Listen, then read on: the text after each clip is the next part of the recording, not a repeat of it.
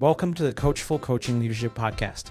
I'm David Fung, an executive leadership coach and seasoned people leader. This podcast is all about helping leaders grow, navigate challenges, and build high-performing teams with real stories, insights, and strategies you can apply today. Let's dive in. Set the tone to win the morning. Win the morning so you can win the day. Make your day longer starting in the earliest part of the day. So at the end of the day at 5 o'clock, you're shutting it off and you're going to be present with your family and kids.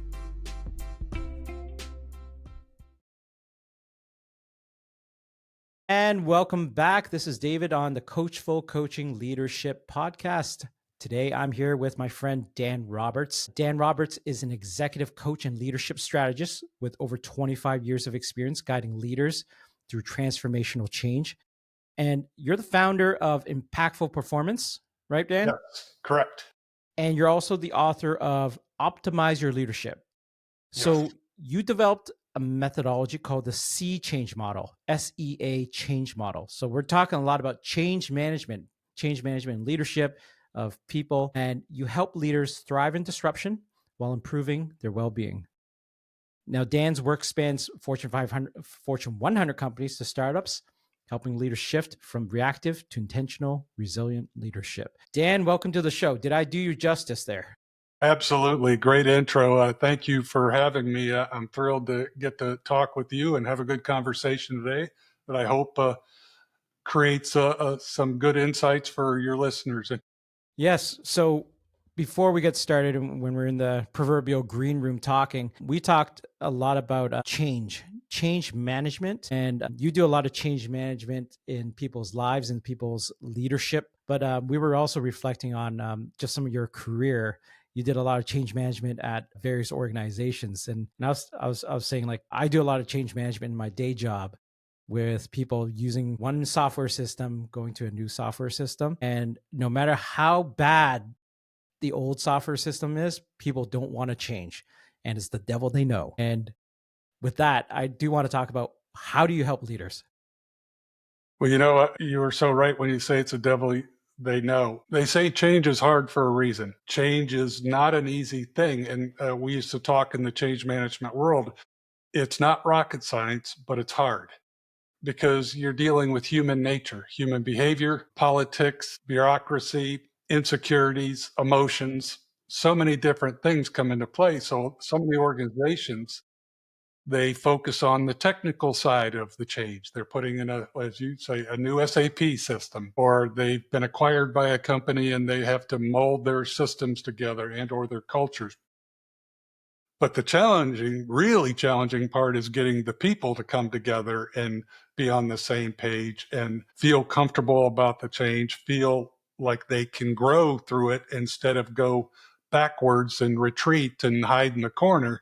So it's kind of the same approach for both leading the organization through the change, but also leading people through the change. They will go back to their old behaviors, their old habits. They'll go to the devil they know. It's their comfort zone. And one of the things when I talk about the C change model is when people try to change, they want to grow. A lot of times they're doing it under poor circumstances, not ideal conditions. They're stressed out. They got too much on their plate. They're overwhelmed. They got everything in the world coming at them. And they're going, but I need to change. I want to change and I want to grow. But I can't. I'm too busy flying by the seat of my pants, surviving, reacting, firefighting. So the C change model, the SEA is an acronym, S being C, S-E-E, and then E being experience and A being approach. Meaning, when somebody wants to make real change for themselves or their organization, they can't just say, I want to change and, okay, I should change now. It doesn't work that way. Person needs to have a different view, a different perspective, how they see the change and what it's going to do for them. Then they have to experience it differently. They have to say to themselves and to their team, hey, we're going to go about this a different way. It's going to feel this way. I want to feel it in a good way. I want to keep my emotions in check. I want to have resilience. I want to use my EQ. I want to be calm and poised instead of, oh my God, it's changing and this is stressful and panicking and I don't like this and all that. And then A's the approach is what are the actual tactical steps that you're taking, the actions, all of these are to optimize your ability to go, I'm going from A to B. I can do this because I've created all the conditions that are going to allow me to change. It's cognitive behavioral therapy for the corporate world, I call it. Okay. So let's talk about that. The sea change model. You've come up with this, but I want to go back a little bit and talking about the mindsets and struggles.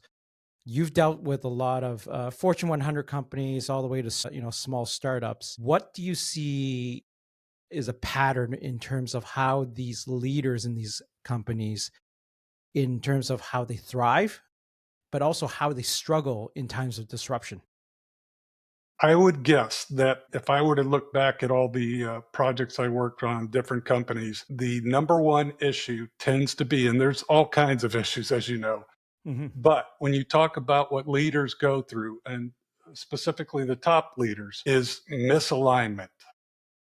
They will not want the change at first. And then when they go, okay, we have to have the change to compete with the market or competition, to stay up with the Joneses, all that, then they all have their own ideas of how it should go. Hmm.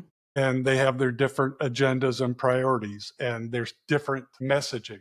So they confuse the rest of the organization. They confuse the impacted employees, and everybody's going in different directions. They're not aligned in how they're going about it. So it tends to make it a lot more challenging. So I would say, to answer your question, the biggest challenge is leaders getting on the same page, going in the same direction, and reinforcing and staying with the plan. Yeah, I deal with a lot of companies as well from a different perspective, obviously, my day job, but it's interesting looking from the outside in dysfunction, right? And it's exactly what you talk about. One customer I was dealing with just this past week, exactly that. The CEO is out doing, I won't say the message, but they're talking about to the market, here's what we want to do, here's where we want to be, here's where we're going. Great persona, great presence in the market, great showing up on the news. Yet when you talk to their people at this company, they're not on the same page. Even people who are just, they're plus ones, they're directs. Not everyone, and actually I would say a majority of the folks are not on the same page as to what the CEO is saying in the market. And when you see that firsthand, what I notice is that it makes you reflect on yourself. So I think, okay, I'm going to criticize this customer, but I don't think my company or companies I've been a part of, and no fault to this company, I'm part of a wonderful company right now, like best I've worked at. And I say this seriously, but man, we can be dysfunctional at times. We can be so dysfunctional. So I guess when you see that, when it's just so obvious in your face, Dan, you have the sea change model. How do you start using this model with companies to help them drive that, create that alignment, and everything else involved with change? Absolutely. I definitely will answer that, but kind of as a foundation to the response on what you were just talking about. You talk about that dysfunction. Little quick anecdote. I can tell you that every time I worked on some major transformation with a company, somewhere during that, somebody would say to me, come on, Dan, tell me the truth. Aren't we the most dysfunctional company you've ever worked with? And I always look Nope. at them and go, no, the one before was, and the one before that was, and the one before that was. They all are. We all do that. We're But human you have a beings. job because of that. We're all That's dysfunctional, exactly it. right? That's exactly it. And when you said I have a job because of that, when we talk about the sea change model and to help them with that, the whole idea is there's going to be a lot of noise. There's going to be a lot of people coming from different opinions, different thoughts, mindsets, all of that. As you say, it's their personal reflections, their personal insecurities, they're protecting their turf, all that kind of stuff that comes in. So when we go in, we say, okay, we have to all decide when we're talking with the leaders at the beginning, what is the vision that we want to sell to everybody? Then when I say sell, meaning it's a real vision, not a spin, Mm-hmm. but what's the present state? What's the ideal future state? So we want to come up with this vision based on how it will benefit everybody in the organization, not just the leaders up top that are people in the below think are the money grubbers that are, always thinking about themselves. And oh God, those leaders up top don't know what they're doing and they're just trying to pad their own accounts, blah, blah, blah. You have to come up with the WIFM. What's in it for them? So the vision is the first part of it. That's the C. How are we going to see this? What perspective are we going to take on this? How are we going to set this up that people see this as a positive thing for the organization, but for them as well?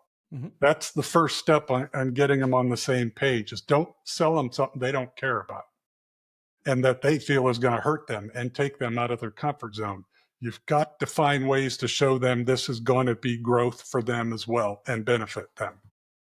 And then you talk about, okay, with all the disruption and how people respond and go different directions, with the experience, you want to say, we want this to be as positive an experience as can be. We want to lessen the pain. We know we're going to go through a change curve.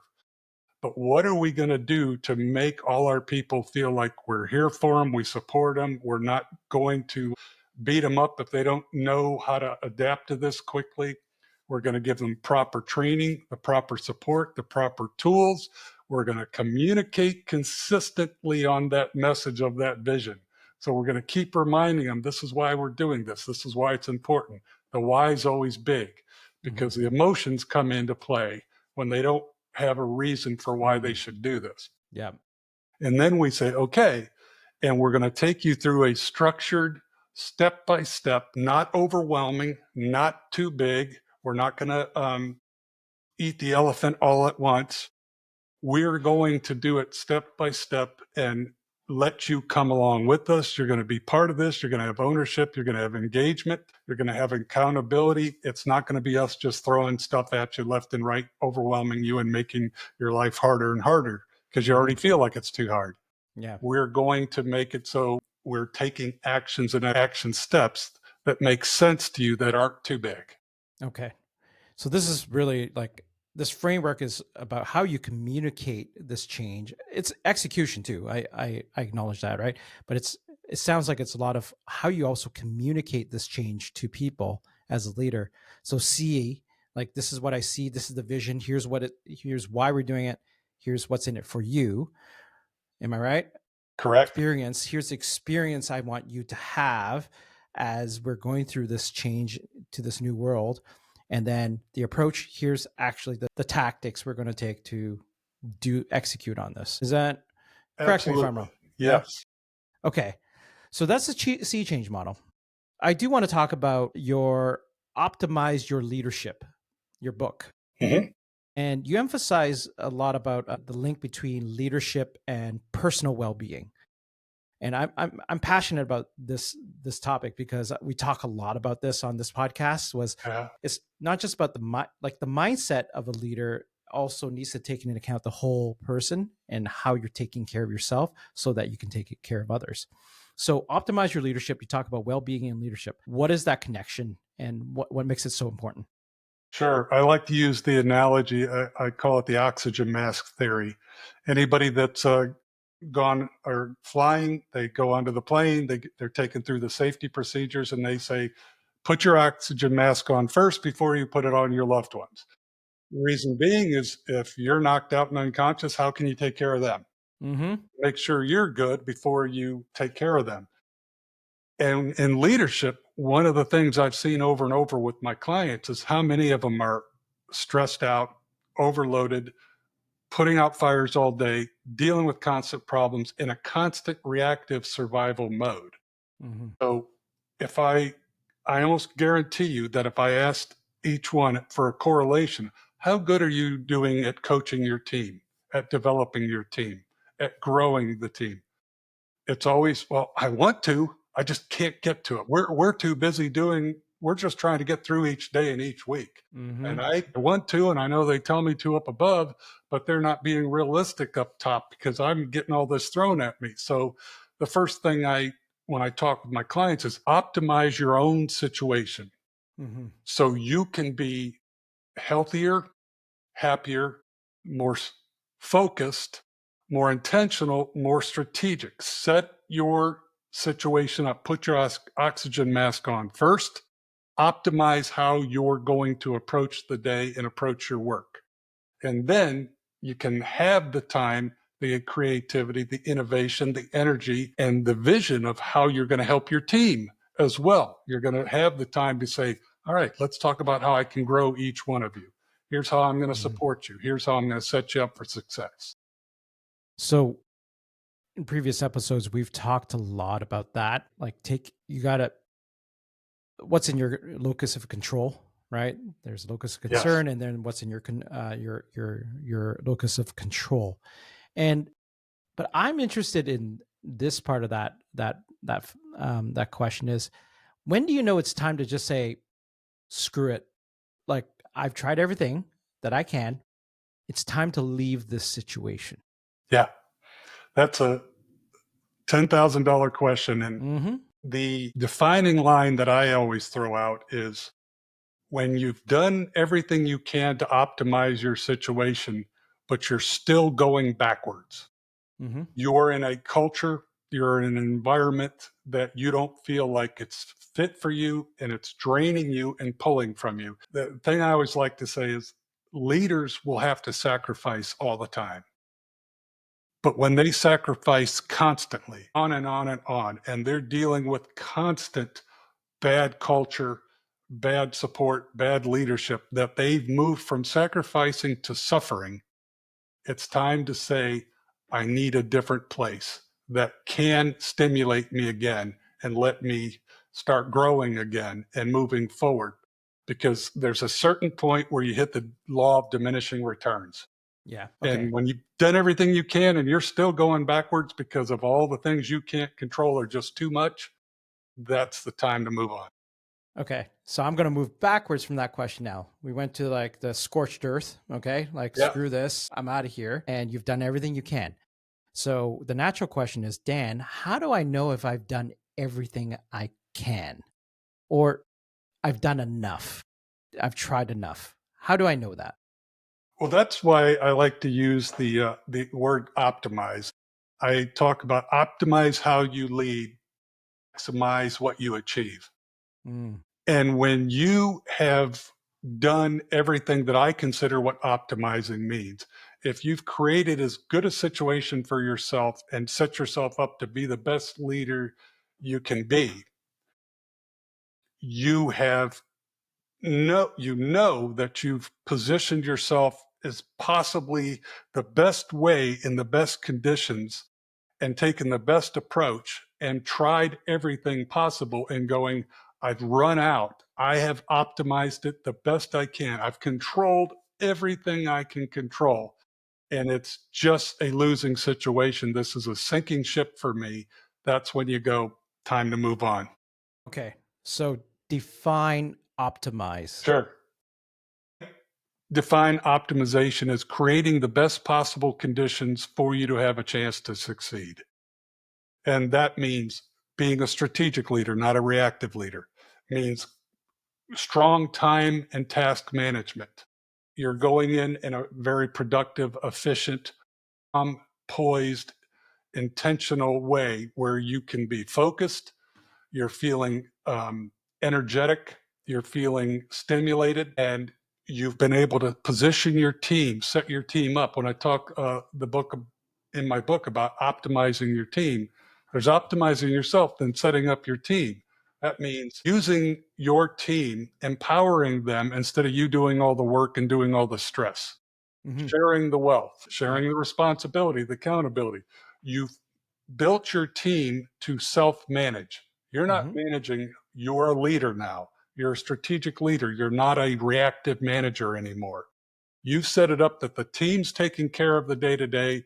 You're getting to calmly set the vision, set the direction, develop new tools and resources to help the team grow, constantly working on improvement and moving forward to the next level.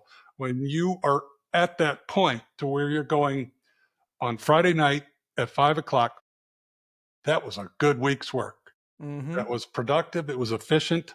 I'm not feeling like I got beat with a bat every day, and I don't dread Monday. That's when you know you've optimized. Yeah.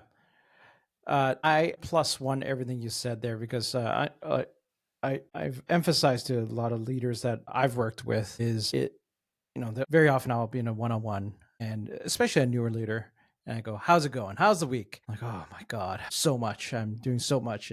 And then, I start digging into a certain operational side of things, and they're like, "Oh, I'm behind. Why? I'm busy." Well, that's part of your job. You know, like it's not just the customer side, it is also the operational side. Well, I'm busy. Well, I'm going to be a little bit hard ass here. That's your job. It's not an excuse. So let's align together and let's work together. What makes you so busy? And what I found, at least a tendency, is that there's folks who are just literally reacting to things like, Dan, I want you here. Okay. Dan, I want you here. Okay. And it's that feeling of, well, I'm loved, I'm wanted. But Warren Buffett said it the best. He's been successful because he's said no more than yes in his life. Hey, Right. By the way, that guy's retiring at the age of 90 something right now. Isn't that yeah, crazy? Yeah. I saw that. That's I'm actually amazing. disappointed that he's retiring. Like he's lazy. Like 90 Yeah, something, I was going to he's say, retiring. Yeah. guy needs to get a job. He needs to work harder, He does. Like I mean, seriously, he's the most successful CEO that's probably ever existed. That guy. Yeah, and So he didn't have to be the biggest jerk in the world to do it either. he wasn't the biggest jerk. I mean, his approach was very much, the holding company, let, acquire companies that are great, that have great leaders and let them do their thing. Right. But the next guy who's coming apparently he's Canadian, Greg Abel. Is he? So I didn't know that. yeah, he's from Alberta, Canada. But yeah, he's a little more hands-on apparently. So, but he's done a lot for the energy business. So Nice. yeah. Anyways, that's tangent, but similar, I guess, because a lot of what we just talked about, like Warren Buffett, Greg Abel, and leaders in general, is being, you got to be in the details, you got to be in the muck, but you can't be stuck in the muck. You got to optimize your time so that you are spending more of your time strategic. The big picture, where are we going next? What's over the next hill? That's a big part of your job. What is one or two mindset shifts that you can recommend so that folks listening here can go from a reactive leader to a more strategic leader? Yeah. Well, first and foremost, I always say when a lot of times I'll get leaders that say, I know I can do it faster. I can get this work done. Yes. I know it better and all that. And I don't want to just throw it at my people and, give them more work and delegate. No, your mindset shift is you're empowering them. You're enabling them to learn more and increase their skills and abilities, challenging them more. So you got to get over that perfectionism, control factor. You've got to learn to let it go. And the other part of that mindset is you have to move from a reactive manager where you want to be the answer person, the hero, the martyr that's constantly having to put out fires and all that, to going, no, I'm now going to be a strategic leader where I've got my operational day-to-day people below me and I'm looking forward and focusing on how can I help this team. The big mindset that I always preach is move from a reactive manager to a strategic servant leader, where you're saying, my role is going to be about supporting my team to be the best they could be, getting out of their way, empowering them, and giving them autonomy, but I'm giving them all the tools, the resources, the education, the learning, the support. So I have to change how I view myself when I go into the office every day, that I'm coming in to be a strategic servant leader, not a reactive, fix it day-to-day, tactical, operational, executional manager. Okay.